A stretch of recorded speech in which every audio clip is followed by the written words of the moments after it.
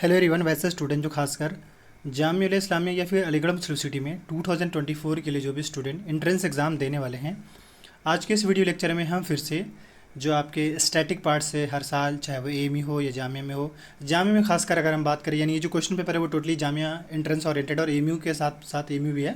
But Jamia में अगर देखा है तो इस टाइप के क्वेश्चन ज़्यादा पूछे जाते हैं, इवन एएमयू में भी।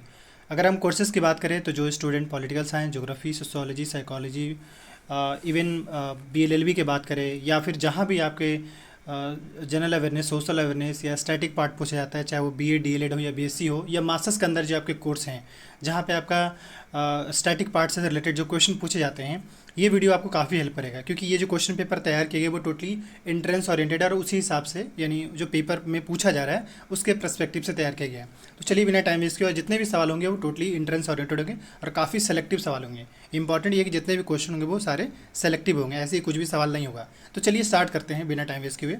क्वेश्चन नंबर फर्स्ट से स्टार्ट कर रहे हैं। आपको ऑप्शन भी बताएंगे और अगर आपको आंसर मालूम होगा तो आप आंसर भी मेंशन करिएगा पहला जो भी, और एंड में आप ये एनालाइज कर लीजिएगा कि भाई हमारे कितने करेक्ट आंसर है, वो भी आप बताइएगा कि टोटल, जैसे आप मान लीजिए सपोज अगर 30 क्वेश्चन इसमें सोल्व कराते हैं, 30 में टोटल कितने आपके आ रहे हैं वो कमेंट कीजिएगा पहला, ताकि इससे आपका प्रोग्रेस रिपोर्ट पता चल पाएगा। साथ ही आपकी इस कोर्स में आप एंट्रेंस दे रहे हैं जामिया एएमयू में, वो भी कमेंट कीजिएगा ताकि आपको हम उसी हिसाब से कंटेंट भी डिलीवर करेंगे। हाँ, या हालांकि ये कि मेरा फोकस तो ओवरऑल सारे एरिया को है, पर चलिए बस स्टार्ट करते हैं। क्वेश्चन नंबर फर्स्ट से स्टार्ट करते हैं।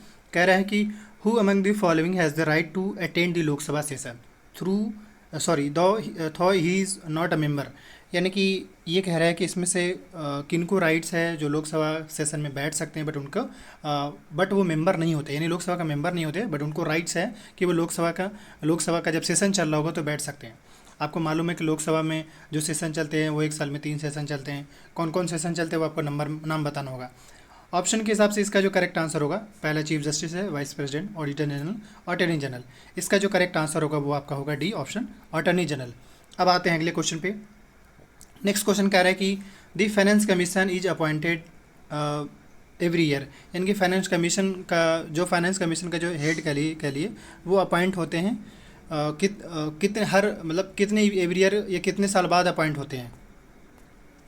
तो फाइनेंस कमीशन की अगर बात करें तो हर एवरी 5 ईयर के बाद जो है अपॉइंट होता है, तो डी जो होगा वो करेक्ट आंसर होगा। अब आते हैं क्वेश्चन नंबर थर्ड पे। क्वेश्चन नंबर थर्ड ये कह रहा है कि the Indian constitution is comprehensive document with how many articles. ये तो इस टाइप के सवाल पूछे ही जाते हैं। तो थर्ड का जो करेक्ट आंसर होगा, अभी आप देख लीजिए, जब हमारा भारत का संविधान बना था उस टाइम टोटल कितने आर्टिकल्स थे वो आपको बताना है। तो टोटल नंबर ऑफ आर्टिकल जो था स्टार्टिंग वो 395 था। आज के टाइम में टोटल कितने आर्टिकल है ये आपको कमेंट करके बताना है। टोटल आज के टाइम में कितने आर्टिकल्स हैं, पहला कितने शेड्यूल हैं ये आपको बताना है, और कितने पार्ट्स हैं वो बताना है। अब आते हैं अगले क्वेश्चन पे। क्योंकि देखिए जब आप पढ़ रहे हैं तो आपको मैं इतना ट्रेन कर दूंगा कि लाइक पॉलिटिकल, हिस्ट्री, ज्योग्राफी या स्टैटिक पार्ट्स जो आपके सवाल आते हैं वो आप कर ही लेंगे, अगर जिस हिसाब से हम आपको यहाँ पे गाइड कर रहे हैं। अगले क्वेश्चन पे आते हैं। कह रहे which of the following language had been added as the 15th official language to the 8th schedule of constitution of India by way of 21st amendment.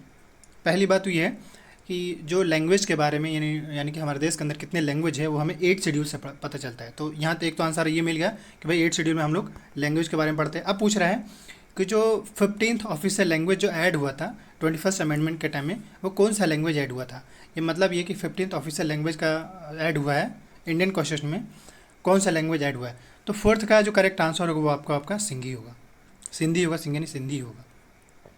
तो ये आपको पता चल गया। अब आपसे मैं यही पूछूंगा कि एंटी डिफेक्शन लॉ के बारे में किस शेड्यूल में मेंशन किया गया है। एंटी डिफेक्शन लॉ के बारे में पहला। दूसरा, पंचायती राज सिस्टम के बारे में किस शेड्यूल में पढ़ते हैं।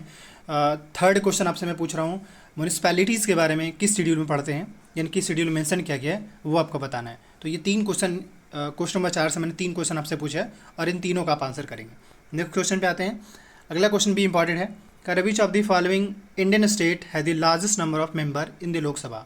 यानी कि इन इंडिया के अंदर कौन सा ऐसा स्टेट्स है जहाँ पे सबसे ज़्यादा लोकसभा मेंबर आते हैं, जहाँ से लोकसभा का मेंबर सबसे ज़्यादा आते हैं। तो ऑब्वियस सी बात है कि इसमें आप क्योंकि लोकसभा का जो सीट्स है वो पॉपुलेशन के बेस पे डिसाइडेड है, और तो उस हिसाब से देखा जाए तो पॉपुलेशन के एतबार से उत्तर प्रदेश में ज़्यादा है। वैसे फिफ्थ का जो, यानी कि लोकसभा का जो सबसे ज़्यादा जो सीट्स है वो आपके उत्तर प्रदेश में सबसे ज़्यादा है। बी जो होगा वो करेक्ट आंसर होगा। अब आते हैं अगले क्वेश्चन पे। नेक्स्ट क्वेश्चन यहाँ पे कह रहा है कि which of the following qualification is not essential for the person to become the vice president of India. यानी इनमें से कौन सा ऑप्शन सही है, जिसमें पूछा जा रहा है कि ये पूछ रहा है कि इनमें से कौन सा ऐसा क्वालिफिकेशन है जो वाइस प्रेसिडेंट के लिए नहीं है। पहला, he must be graduate, he must be citizen of India, he must not be less than 35 year, और he must be qualified at the member of Rajya Sabha. इसमें जो पहला ही ऑप्शन यही इनकरेक्ट है। ऐसा कहीं मेंशन नहीं कि वो ग्रेजुएट हो, उस मेंशन ये है कि इंडियन सिटीजन होना चाहिए, एटलीस्ट 35 ईयर होना चाहिए एज, और राज्यसभा के लिए एलिजिबल होना चाहिए। ये तीनों तो ऑलरेडी सही है, बट ग्रेजुएट का कहीं मेंशन है, इसलिए आपका गलत है। अब आते हैं क्वेश्चन नंबर नेक्स्ट क्वेश्चन पे। पहले क्वेश्चन पढ़ लीजिए। कह रहे when budget has been passed by Lok Sabha and Rajya Sabha can only. अब इसके 4 ऑप्शन है। कह रहा है यहाँ पे return to budget, pass the budget, keep the budget, delay the budget. आप पहले क्वेश्चन फिर से समझिए। यहाँ पे देखिए 4 ऑप्शन है, रिटर्न हो रहा है, पास हो रहा है, कीप होगा या बजट डिले होगा, ये पूछ रहा है। फिर से क्वेश्चन पे लेकर चलते हैं आपको। क्वेश्चन आपसे ये कह रहे हैं यहाँ पे कि अगर बाय द वे बजट जो है पास हो गया लोकसभा में और राज्यसभा में भी, तो अच्छा, अगर लोकसभा में पास हो गया तो राज्यसभा क्या कर सकता है उसको। देखिए जाहिर सी बात है, अगर लोकसभा पास कर दी तो राज्यसभा को पास ही करना पड़ेगा, इसलिए 7 का जो करेक्ट आंसर होगा वो आपका बी जो होगा वो करेक्ट आंसर होगा। क्योंकि राज्यसभा के पास ऐसा ऑप्शन है नहीं कि हाँ वो मतलब पास ना करे, उनको पास करना ही पड़ेगा। अगले क्वेश्चन पे आते हैं। कह रहे member of Rajya Sabha have a term of, यानी कि राज्यसभा का जो मेंबर का जो टर्म्स होता है वो कितने साल के लिए होता है। तो 8 का जो करेक्ट आंसर होगा वो 6 ईयर के लिए होता है। नेक्स्ट क्वेश्चन पे आते हैं। पहले क्वेश्चन पढ़ लीजिए। कह रहा है कि in case the office of president falls vacant, the vice president act as a president, and if the vice president is also not available, then who can act as a president। मतलब इस question से यही समझ सकते हैं। पहला देखिए, पहले इसमें दो कंडीशन दे रहा है। पहला ये कह रहा है कि इन केस ऑफ ऑफिस, मतलब मान ले कि प्रेसिडेंट नहीं है तो उस केस में ऑब्वियस सी बात है वाइस प्रेसिडेंट एक्ट करेगा। और अगर मान लीजिए कि प्रेसिडेंट और वाइस प्रेसिडेंट दोनों नहीं है तो उस केस में प्रेसिडेंट का रोल कौन अपनाएगा। 4 ऑप्शन है। मतलब फिर से मैं बता रहा हूँ कि इस क्वेश्चन में यही कहा गया है कि मान लीजिए प्रेसिडेंट और वाइस प्रेसिडेंट दोनों नहीं है, उस केस में देश का प्रेसिडेंट कौन एक्ट करेगा, ये प्रेसिडेंट का काम कौन करेगा। 4 ऑप्शन है। कह रहा speaker of the Lok Sabha, senior most जज of supreme court, vice chairman of Rajya Sabha, chief justice of India. तो जो डी जो होगा वो आपका करेक्ट आंसर होगा। अब आते हैं अगले क्वेश्चन पे। नेक्स्ट क्वेश्चन कह रहा है कि who among the following is the x official chairman of the planning commission. यानी प्लानिंग कमीशन के चेयरमैन, एक्स ऑफिशियल चेयरमैन कौन होते हैं। तो ऑब्वियस सी बात आप जानते ही हैं, करेक्ट आंसर जो होगा इसका होगा सी होगा, प्राइम मिनिस्टर। नेक्स्ट क्वेश्चन पे आते हैं। क्वेश्चन काफ़ी सेलेक्टिव है, मुझे लगता है कि इस टाइप के ही सवाल आपसे पूछे जा सकते हैं और इसको ढंग से कर लीजिएगा। अगला क्वेश्चन कह रहा है how many types of emergency has been visualised in the constitution of India. यानी भारत के संविधान में टोटल कितने टाइप्स ऑफ इमरजेंसी विजुअलाइज है, ये देखते हैं, ये जानते हैं, ये सुने हैं, ये पढ़े हैं। तो इसका जो करेक्ट आंसर होगा वो आपका सी होगा 3। 3 टाइप का ही तो पढ़े होंगे आपने। तीनों कौन कौन सा है वो आपको बताना है और किस आर्टिकल के अंदर आता है। आर्टिकल 352, 356, 360, ये 3 आर्टिकल है। उस 3 आर्टिकल में किसको हम पढ़ते हैं वो आपको कमेंट करना है। अगले क्वेश्चन पे आते हैं। कह रहे हैं यहाँ पे the power to grant pardon to a person convicted of an offence is vested in. यानी कि क्षमा करने का किनके पास राइट्स है कह लीजिए, क्योंकि पार्डनिंग पावर किसके पास ये आपसे पूछा जा रहा है। तो पार्डनिंग पावर की अगर बात करें तो 4 ऑप्शन है, president and state governor, parliament, union law minister और अटॉर्नी जनरल। आपको मालूम ही है प्रेसिडेंट के पास पार्डनिंग पावर, स्टेट गवर्नर के पास भी होता है, तो ए जो होगा वो करेक्ट आंसर होगा। आते हैं अगले क्वेश्चन पे। नेक्स्ट क्वेश्चन कह रहा है कि which of the following language have been included in the 8th schedule of. Question number 13। Question number 13 में ये कह रहा है कि which of the following language have been included in the 8th schedule of constitution vide the 71st amendment. यानी कि 71st amendment में, क्योंकि आपको मालूम है कि लैंग्वेज के बारे में हम इन 8 शेड्यूल में पढ़ते हैं, तो ये पूछा जा रहा है कि 71st अमेंडमेंट जब हुआ था उस टाइम कौन सा लैंग्वेज को ऐड किया गया था।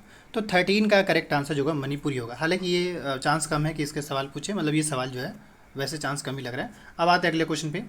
क्वेश्चन नंबर 14 कह रहा है कि according to the Indian constitution lapse of time between 2 session of parliament should not exceed. बहुत इंपॉर्टेंट क्वेश्चन है। यानी कि मान ली कि हम, मतलब सिंपल सी बात है, पार्लियामेंट का सेशन चल रहा होता है, पर भारत के संविधान में मेंशन है कि पार्लियामेंट का जो सेशन होगा 2 सेशन के बीच में मैक्सिमम कितने दिन का गैप हो सकता है। तो ये जो है 6 मंथ से ज़्यादा नहीं होना चाहिए। अगर इससे ज़्यादा, मतलब भारत के संविधान में इवन मेंशन है कि 6 मंथ से ज़्यादा नहीं होना चाहिए। अब आते हैं अगले क्वेश्चन पे। नेक्स्ट क्वेश्चन कह रहे हैं यहाँ पे कि the council of minister of an Indian states is collectively responsible to the, यानी काउंसिल ऑफ मिनिस्टर के अंदर जितने मंत्री होते हैं वो कहाँ रिस्पॉन्सिबल होते हैं। तो इसका जो करेक्ट आंसर होगा वो आपका लेजिस्लेटिव असेंबली में होते हैं। अब देखिए, अगर हम लोकसभा जैसे अगर काउंसिल ऑफ मिनिस्टर की बात करें, सेंट्रल लेवल पे बात करें, तो वो लोकसभा में रिस्पॉन्सिबल होंगे, मतलब लोकसभा में। अगर स्टेट के अंदर बात करें तो स्टेट लेजिस्लेटिव असेंबली में होंगे, इसलिए यहाँ पे बी जो होगा वो करेक्ट आंसर होगा। अब आते हैं अगले क्वेश्चन पे। देखो यहाँ पे option both house of the state ये नहीं होगा, क्योंकि या तो लोकसभा में होगा या स्टेट लेजिस्लेटिव असेंबली में होगा। अब आते हैं अगले क्वेश्चन पे। नेक्स्ट क्वेश्चन ये कह रहा है कि a minister who is not a member of either house of legislature has to get himself elected as the member of one of the house within. बहुत इंपॉर्टेंट क्वेश्चन है। मतलब है कि किसी को मंत्री बनाया गया है और वो मंत्री जो है वो मेंबर नहीं है, ना ही लोकसभा का ना राज्यसभा का या ना ही स्टेट लेजिस्लेटिव असेंबली का, मतलब सिंपल सी बात है। तो उनको मेंबर बनना ही पड़ेगा विद इन कितने मंथ के अंदर में। तो इसका जो करेक्ट आंसर होगा वो होगा आपका 6 मंथ के अंदर। ऐसे ही आपने पीएम के केस में भी देखा है, सीएम के केस में भी देखा है कि मान लीजिए किसी को सीएम बना दिया गया तो उनको विद इन 6 मंथ के अंदर जो एमएलए बनना ही पड़ेगा या काउंसिल का मेंबर बनना ही पड़ेगा। जैसे आप इसका एक बेस्ट एग्जांपल जो ममता बनर्जी के केस में देख सकते हैं कि वो खुद जो अपना लेजिस्लेटिव असेंबली था वहाँ से बाहर गई थी, बट स्टिल वो फिर से दोबारा मतलब सीएम बनने के बाद कुछ ही दिन बाद फिर ये फिर से इलेक्शन लड़ी थी। आते हैं अगले क्वेश्चन पे। कह रहे total number of nominated member of the both house of the parliament, यानी कि टोटल कितने मेंबर अपॉइंट होते हैं लोकसभा राज्यसभा में। बोथ हाउस बोल रहे हैं, बट अब तो मालूम ही है कि राज्यसभा में जो है अगर हम राज्यसभा के अंदर बात करें तो टोटल 12 मेंबर अपॉइंट होते हैं और लोकसभा के अंदर जो टोटल 2 मेंबर अपॉइंट होते हैं। पर अब तो ये कैंसिल हो गया है, तो उस हिसाब से अगर देखा जाए तो 17 का जो करेक्ट आंसर होगा ऑप्शन बी होगा, क्योंकि लोकसभा में जो 2 एंग्लो इंडियन को जो अपॉइंट किया जाता था वो तो अब ख़त्म कर दिया गया है। तो क्वेश्चन के हिसाब से जो करेक्ट आंसर होगा ऑप्शन बी होगा। अब आते हैं नेक्स्ट क्वेश्चन पे। अगला क्वेश्चन की अगर हम बात करें, नेक्स्ट क्वेश्चन अगर हम बात करें तो कह रहे हैं the vice president of India is elected by, यानी कि वाइस प्रेसिडेंट जो इंडिया के जो वाइस प्रेसिडेंट है उनको कैसे इलेक्ट किया जाता है। Member of the house of the parliament, elected member of both house of the parliament, member of Rajya Sabha, या फिर कह रहा है कि member of both house of the parliament and the member of state legislative assembly. तो आप समझ लीजिए, आपको मालूम ही है कि वाइस प्रेसिडेंट के लिए कौन पार्टिसिपेट करते हैं। तो वाइस प्रेसिडेंट के लिए तो सिर्फ लोकसभा राज्यसभा करता है। तो इसका मतलब इसका जो करेक्ट आंसर होगा वो आपका ऑप्शन ए होगा। अब आते हैं अगले क्वेश्चन पे। अच्छा एक बात और, यहाँ पे ऑप्शन में देखिए कि member of both house of the parliament और elected member of both house of the, इन दोनों फर्क समझ में आ रहा है। ये एक्चुअल में वाइस प्रेसिडेंट में ना मेंबर जो होते हैं हाउस ऑफ द पार्लियामेंट, यानी कि जो 12 नॉमिनेटेड मेंबर है वो भी वोट करते हैं। तो वो भी अब वो तो नॉमिनेटेड मेंबर हुए हैं, इस वजह से member of the both house of the parliament का ला रहा है। इलेक्टेड मतलब सिर्फ इलेक्टेड होंगे ना, फिर तो नॉमिनेटेड होंगे ही होंगे। तो इसलिए ऑप्शन ए जो होगा वो आपका करेक्ट आंसर होगा। अब आते हैं अगले क्वेश्चन पे। कह रहे हैं यहाँ पे कि who preside over the Lok Sabha if neither the speaker nor the deputy speaker is available. मतलब लोकसभा को कौन चलाएगा अगर मान ली उस केस में स्पीकर भी नहीं हो और डिप्टी स्पीकर भी नहीं हो। तो फिर देखिए ऑप्शन 4 हैं। कह रहे हैं a member nominated by president, a member chosen by council minister, a member panel of chairman announce by speaker, या senior most member of the Lok Sabha. तो इसका जो करेक्ट आंसर होगा वो आपका ऑप्शन सी होगा, member of the panel of chairman announce by speaker. Speaker मतलब एक पैनल होगा जिसमें स्पीकर ही अनाउंस करता है, तो वही चलाएंगे। अब आते हैं नेक्स्ट क्वेश्चन, यानी क्वेश्चन नंबर 20 पे। क्वेश्चन नंबर 20 कह रहा है कि when a state governor resign और dies who normally exercise his function till a new governor is appointed. मतलब ये है कि एक स्टेट का गवर्नर है जो या तो रिजाइन मार दी या डेथ हो गया उनका। Who normally exercise his function till a new governor is appointed.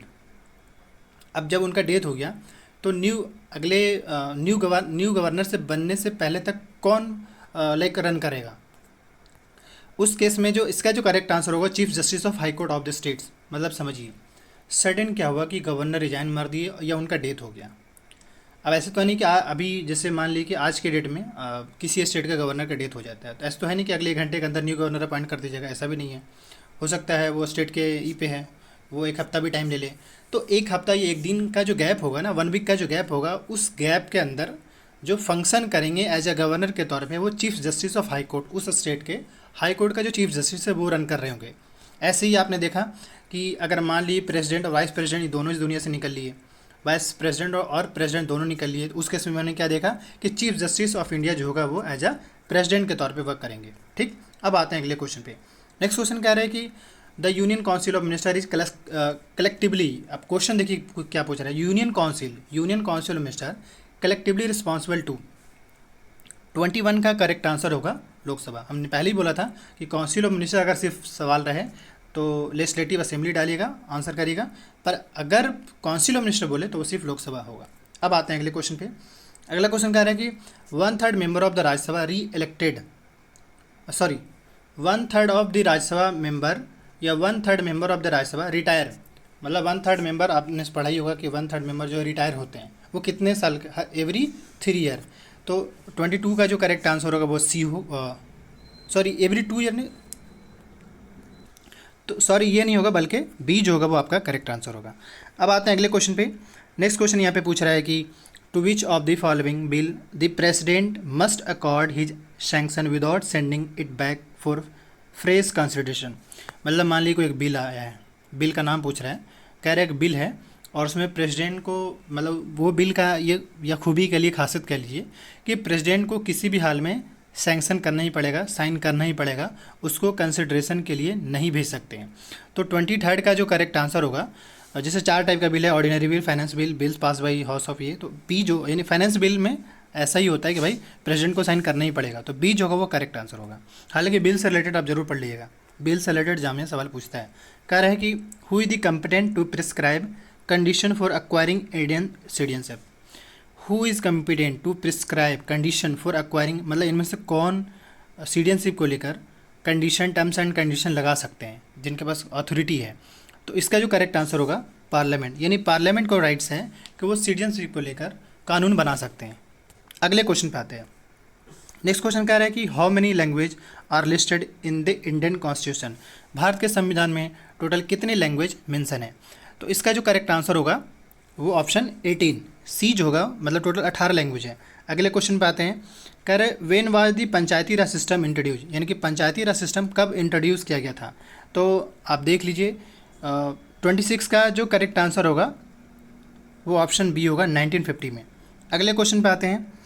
कह रहे कि who preside over the joint session at parliament, जब पार्लियामेंट का सेशन चल रहा हो और खासकर ज्वाइंट सेशन चल रहा हो, जिसमें एक बार मतलब दोनों लोकसभा राज्यसभा एक बार एक जगह पे होता है, तो उसको प्रिजाइड कौन करेगा।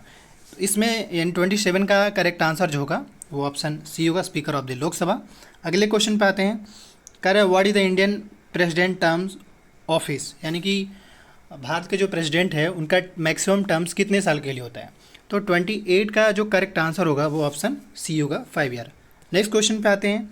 अगला क्वेश्चन कह रहा है कि who is regarded as the architect of Indian constitution, यानी कि इनमें से किनको हम भारत के संविधान के निर्माता, आर्किटेक्ट यानी कि निर्माता के नाम से जाना जाता है। तो 29 का करेक्ट आंसर जो होगा option D, doctor B R Ambedkar. बहुत ही पॉपुलर टाइप क्वेश्चन है। अगले क्वेश्चन पे आते हैं। कह रहे हैं यहाँ पे कि which of the following is not a fundamental rights, इनमें से आप इतने सारे राइट्स देख रहे हैं, इनमें कौन फंडामेंटल राइट्स नहीं है।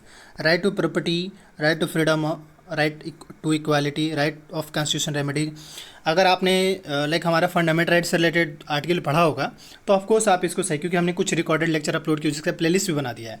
हिस्ट्री को लेकर प्लेलिस्ट बना हुआ है, एमसीक्यू का जो सीरीज चल रहा है उसको लेकर प्लेलिस्ट है, पॉलिटिकल का सेपरेट प्लेलिस्ट है, तो आप यूट्यूब वीडियो के प्लेलिस्ट पे जाकर चेक कर सकते हैं। तो इसका जो करेक्ट आंसर होगा राइट टू प्रॉपर्टी। स्टार्टिंग में राइट टू प्रॉपर्टी एक फंडामेंटल राइट था, बट बाद में इसको हटाकर आर्टिकल 300A के अंदर डाल दिया गया। आर्टिकल 29 जो है वो राइट टू प्रॉपर्टी के अंदर था। तो आज के इस वीडियो लेक्चर में 1 से 30 नेक्स्ट वीडियो लेक्चर में देखेंगे। मतलब ये कि मैं ऐसा इसलिए करा दे रहा हूँ कि अगर आप 100 आसपास, मतलब मैं जिस हिसाब से एमसीक्यू करा रहा हूँ, अगर 100 MCQ polity, 100 MCQ history geography इस तरीके से कर लेंगे तो अभी तो ऐसा चलता ही रहेगा और ये टोटली एंट्रेंस ओरिएंटेड है। अगर आप इसको अच्छे से कर लेंगे तो आपको जामिया के किसी भी कोर्स में, एएमयू के किसी भी कोर्स में इस टाइप का सवाल पूछने की पूरी चांस है। तो इसको ढंग से कीजिए और आप अपने दोस्तों के साथ भी शेयर करिए ताकि उनको भी पता चल सके, क्योंकि ज़रूरी नहीं है कि आप अगर शेयर करेंगे तो आपका सिलेक्शन नहीं होगा। आपका सिलेक्शन के लिए आप अपनी तैयारी आपका मैटर करेगा, उसके दूसरे के सिलेक्शन के लिए दूसरों का तैयारी मैटर करेगा। इसके अलावा आपके कितने मार्क्स आए एट द एंड में, क्योंकि 30 में टोटल आपके कितने आंसर सही हुए वो कमेंट कीजिएगा, और आप किस कोर्स में पेपर दे रहे हैं वो भी मेंशन करिएगा। वीडियो अच्छा लगा तो जरूर लाइक कीजिएगा। थैंक यू, ताकि हम आगे भी सीरीज तरीके से लाते